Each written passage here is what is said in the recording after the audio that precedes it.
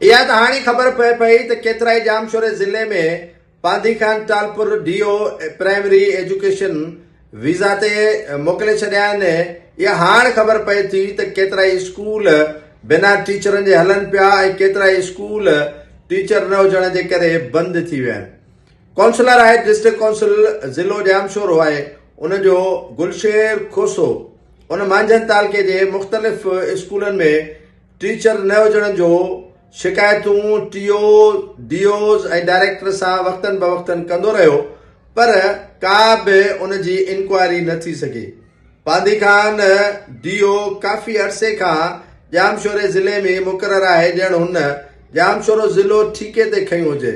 एॾो मासूम माण्हू चेहरो ऐं एतिरो ख़ामोश तबियत, पर अंदरां ई अंदरां तालीम दुश्मनीअ में हुन रिकॉर्ड क़ाइमु करे छॾियो आहे। एतिरो रिकॉर्ड क़ाइमु करे छॾियो आहे जो साईं टालपुर साहिब जो कूड़ ॻाल्हाइण में ऐं माण्हुनि खे ॼार में फासाइण जहिड़ो को सानी कोन्हे को। गुलशेर ठीकु आहे, लबो लहजो हुनजो सख़्तो, पर हू ॾुख ऐं तकलीफ़ सां डीओ ऑफिस आयो, न हुन भतो घुरियो ऐं न ई वरी डीओ साहिब खे चयो त तव्हांखे जिन डीडीओ पावर स्कूलनि जो आहे उन मां जेका बजेट खाओ था उन मां को हिसड़ो पतड़ी ॾियो असांखे बि। पती ऐं हिसो हुन न घुरियो, पर हुन चयो त मांझनि तालके जा 3 खां 4 स्कूल आहिनि, उन्हनि में महिरबानी करे टीचर मुक़ररु करे ॾिनो वञे। ऐं उहा डीओ साहिब खे नागुज़ीर ॻाल्हि लॻी त हुनजी रियासत जे रिट खे केरु अची चैलेंज करे।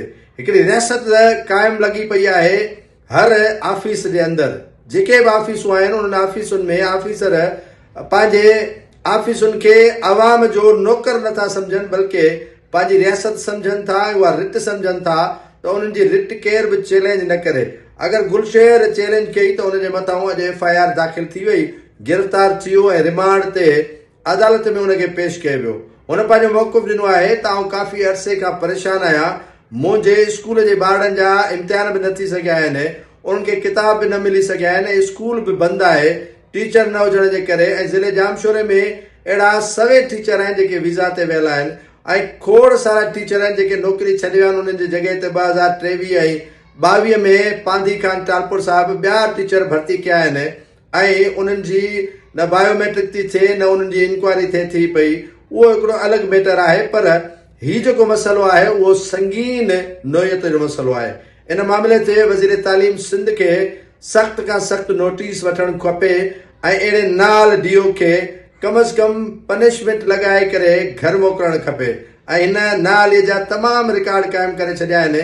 जिथे स्कूलनि में टीचर न हूंदा त यकीनन इहे ॿारड़ा दहशतगर्द थींदा, मनशियात आदि थींदा ऐं ॾोहारी थींदा ऐं पोइ इहो सॼो माना उतां जे इलाइक़े वासियुनि जे लाइ अज़ाब बर्पा थींदो।